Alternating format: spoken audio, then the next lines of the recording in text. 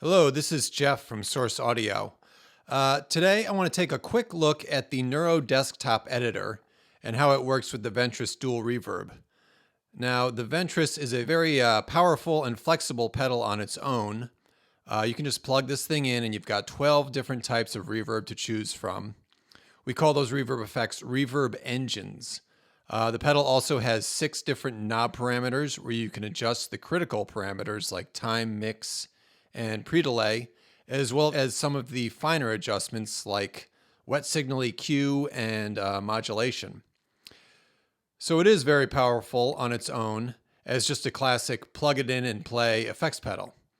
However, like all the pedals in our 1 series line, there is a whole world of additional customization options available with our Neuro editors. So today I'm going to give you a quick look at what you can do with the Neuro desktop editor. Okay, let's start at the beginning. The Neuro desktop is a free download for either Mac or Windows PCs, and it is available on our downloads page on the website in the software tab. So you can just go down here, click on either the Mac or Windows version and download the software. Okay, so I've got the software downloaded. I've opened it up and I've connected it to my computer with the USB port on top of the Ventris. I'm using a USB type A male to mini type B male. You will see that the Neuro desktop is broken into 3 main sections. To the left is the connections field. This is where you will see all the 1 series pedals currently connected to the desktop. In the center is the sound editor field. This is where all your primary editing and sound sculpting work will take place. Over here to the right is presets. This is where you can save, store, and name all the presets you've created. So let's start with the connections section. You can see that my Ventris is connected, so I've got this little blue box here that says Ventris Reverb. In this box are 3 icons. To the left, this arrow icon is the firmware updates button. If there is a new firmware update for my Ventris, the Neuro desktop will let me know when I fire it up, and this box will be framed in yellow. So I just click it and another box pops up and asks me if I want to update or not. As you can see, I don't need a firmware update, so I'm going to click cancel. If I did need an update, I would have been instructed on how to proceed. It's a pretty simple process. Okay, moving over to the center button, this gear icon opens the hardware options window. In here, I've got a bunch of universal hardware options. That means that any changes I make are global and affect the entire pedal. All selections will remain active or not active until I go back into the hardware options and make more changes or perform a factory reset. Now, for time's sake, I'm not going to cover every option in here, but some of the big options include hardware bypass mode. This drop-down menu lets you choose between a true bypass or a buffered bypass. If you have a lot of pedals in your signal chain, choosing a buffered bypass will help to restore some of your signal strength and remedy some of the tone suck that can occur. Otherwise, just leave it in true bypass. Right here is MIDI channel. If you're controlling your Ventris with MIDI messages, you can choose your MIDI channel here. Okay, we've got global external switch options for both the 1/8 inch control input and the 1/4 inch pedal in jack. It's possible to connect a single or a dual switch to the pedal in jack, and you can assign different functions to each of the switches.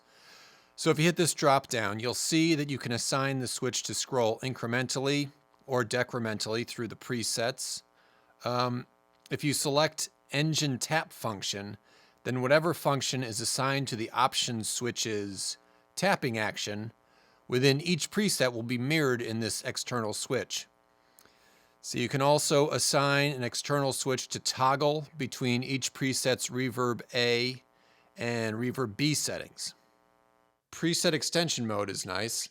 By default, there are 4 user presets accessible with the pedal, but select this box and you'll add 4 more presets for a total of 8.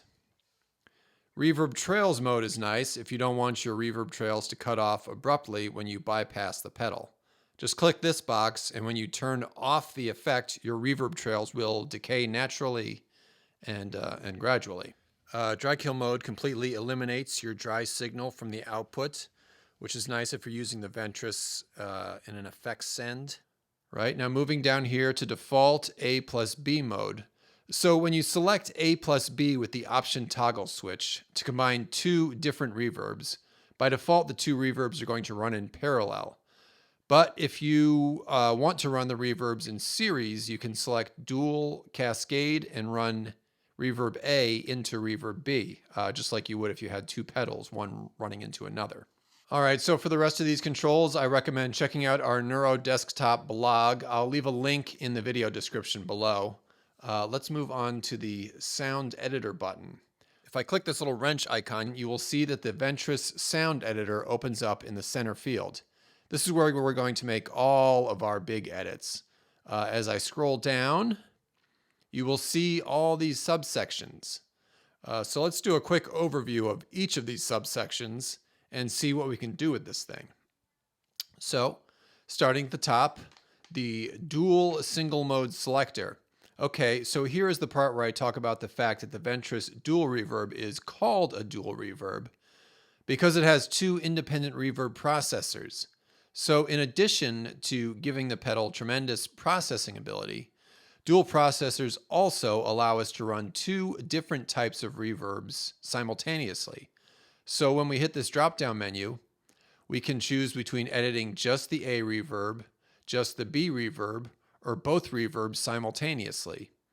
And if we're editing both reverbs simultaneously, we can choose between the parallel or cascade signal path.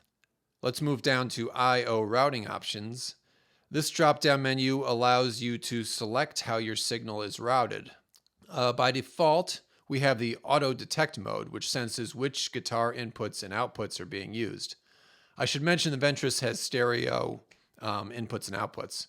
Auto detect senses which inputs and outputs are being used and automatically routes your signal appropriately. Other choices we have are mono in, stereo out, stereo in and out. Let's see, there's a mono in, mono out with a completely dry signal coming out of output 2. That can be useful. You can also use input and output number 2 to set up an internal effects loop. Lots of options here. There's independent stereo with mono ins and stereo ins. Now this will allow you to send a different type of reverb to each of the two outputs. So you can have a room engine in one side and a modverb engine coming out at another amp. So lots of cool stuff. Okay, Reverb Engine A controls. This is where the majority of your sound sculpting takes place. I should point out right now that all the controls for Reverb A are mirrored down here in the Reverb B section. So I'm only going to go through this one time. Every control in Reverb A is a ditto for Reverb B.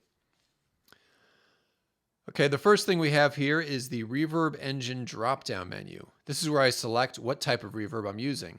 You'll see as I scroll down, all of the engines that are present in the pedal effects selector knob are present here as well. So let's see, we have a room sound. Let's try the dry signal first. Turn on the pedal.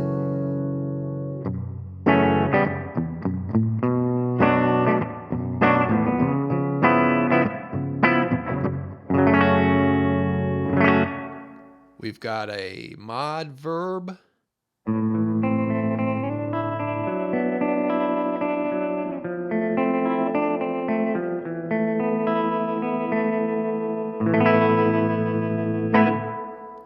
Okay, so we've got the 12 original engines, but there's also a couple of additional engines available. At the moment, we have the outboard spring. Okay, I need to plug my Strat in for this.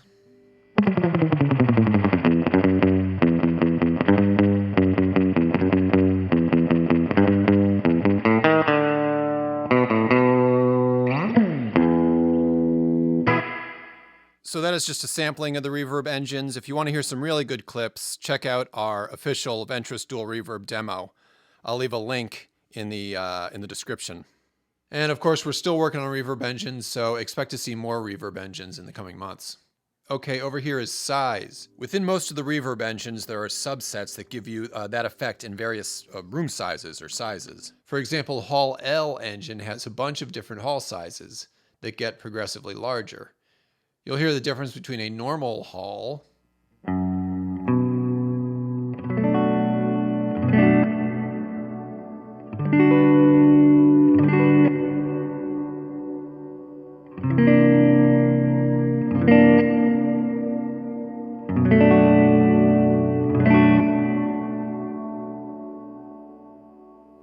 and the enormo hall.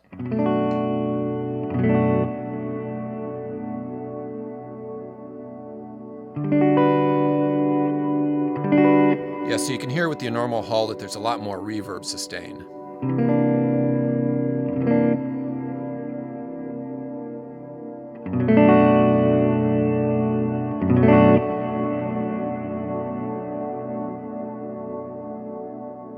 Okay, moving on.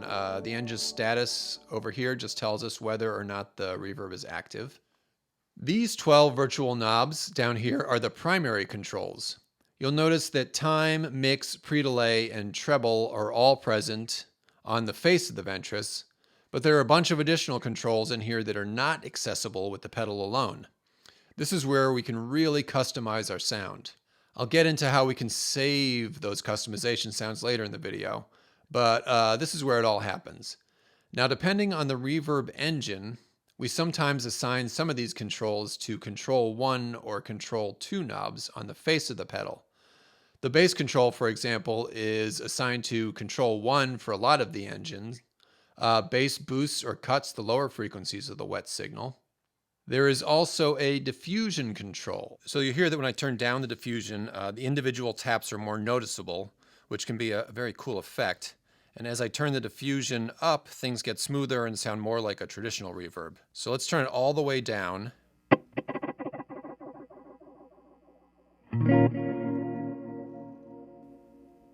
Turn it up about halfway.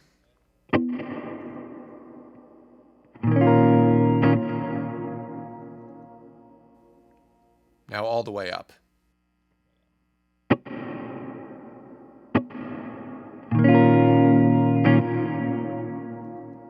You can also make adjustments to the wet signal's modulation, depth, and rate. Okay, so those are the primary controls. Down here, below the primary controls, are the engine-specific controls. This block changes depending on which reverb engine you've selected. For example, an engine like the Modverb, which combines a classic tremolo sound with a spring reverb, obviously tremolo doesn't apply to most of the other engines. So with these special controls, I can control the tremolo depth and rate. I can also change the type of tremolo from a classic opto sound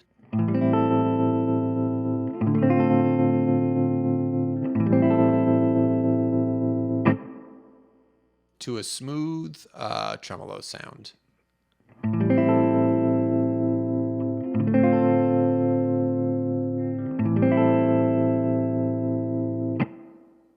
And then over here to a cool choppy sound.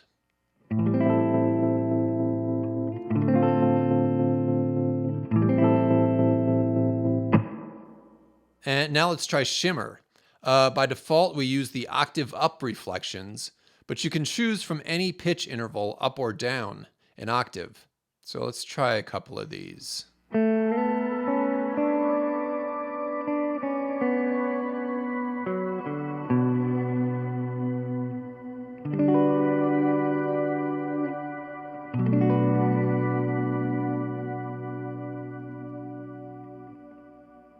Major third.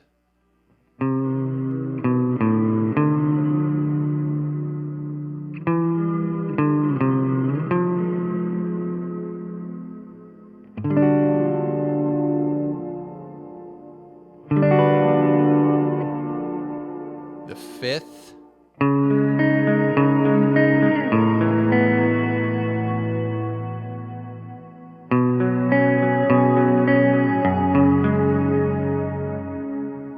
And how about we try an octave down.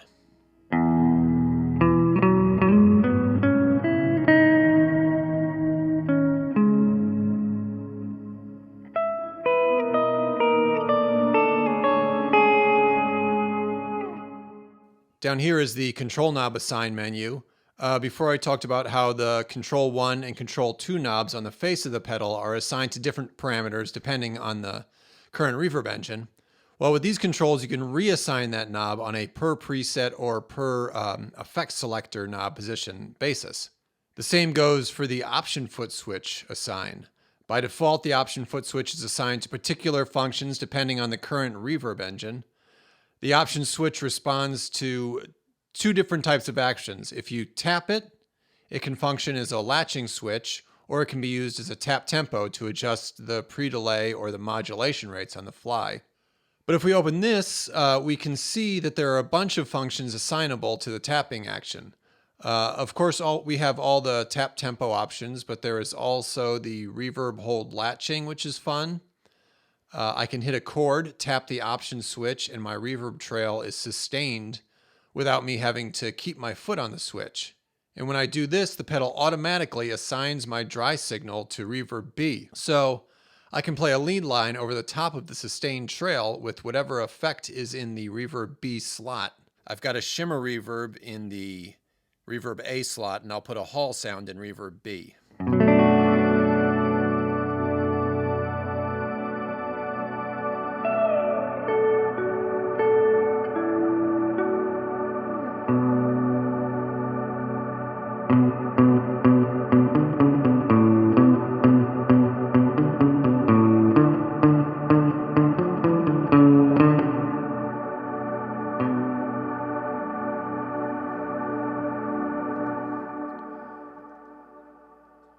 Other functions in here include swapping engines. So if I'm currently using reverb A, I can just hit the option switch and move over to reverb B. And because there are two processors, the reverb trail of reverb A will decay naturally. We call that spillover. So let's try that out.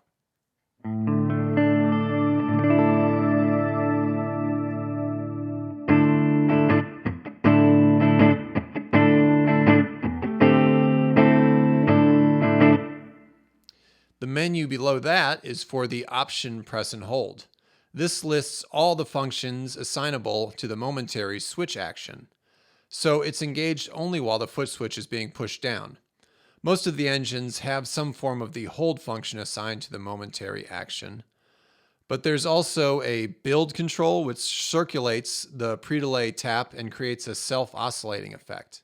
You can also add an engine, which will put you from reverb A alone to A plus B mode, which combines two reverbs. So I'm going to swap these out and put a hall reverb in reverb A and a shimmer in reverb B. So first you'll hear the hall by itself, then a combination of hall and shimmer.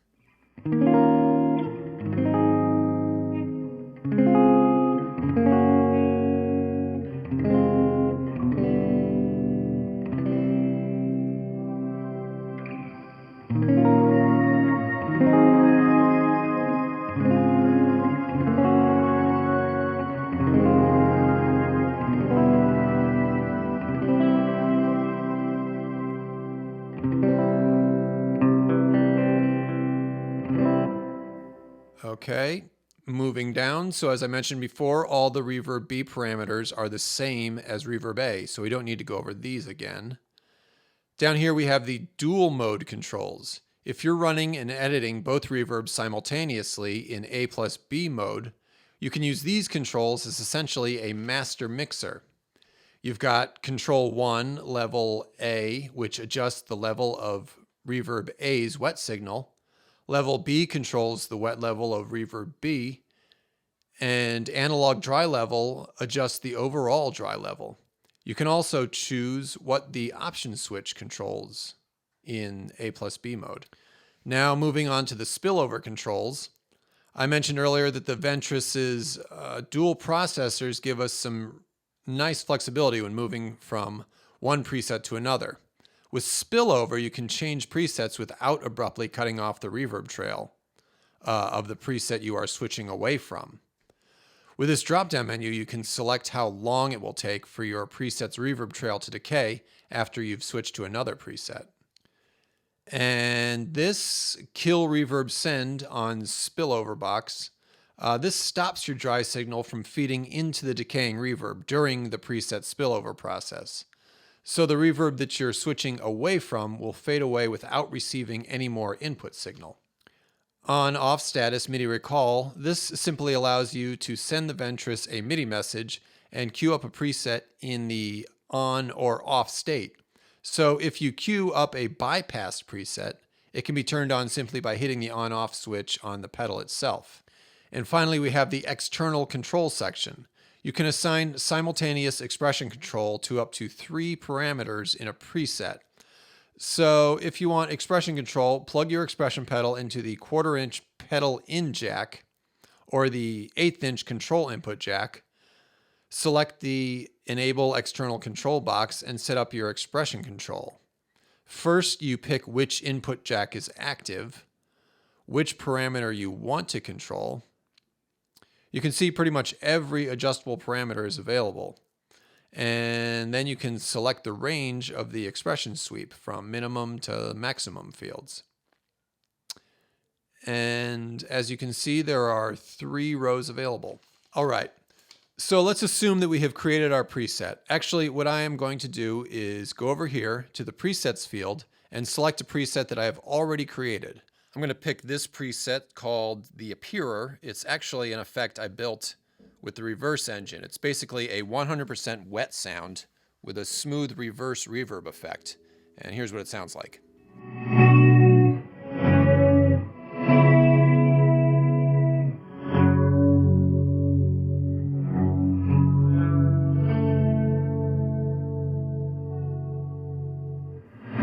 Okay, let's make a couple adjustments to this sound. First, I want to add some of the dry signal back in.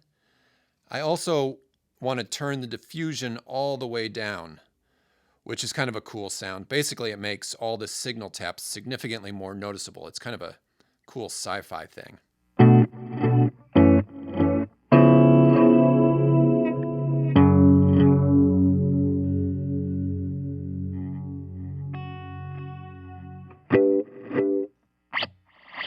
All right, that sounds good. So once I've got my sound, I have a few options. If I want to save the changes I've made to the same preset position, I just need to hit the Save button. That updates my preset. If I want to save the updated preset to a new position, I hit the Save As button. When I do that, you'll see this window pops up, and here I can rename the preset. Let's call this preset Ball of Diffusion. And I can save it to any of the 128 preset positions. Remember, the first 8 are accessible using the pedal by itself. But if I'm using a MIDI controller to engage presets, I can access up to 128 presets.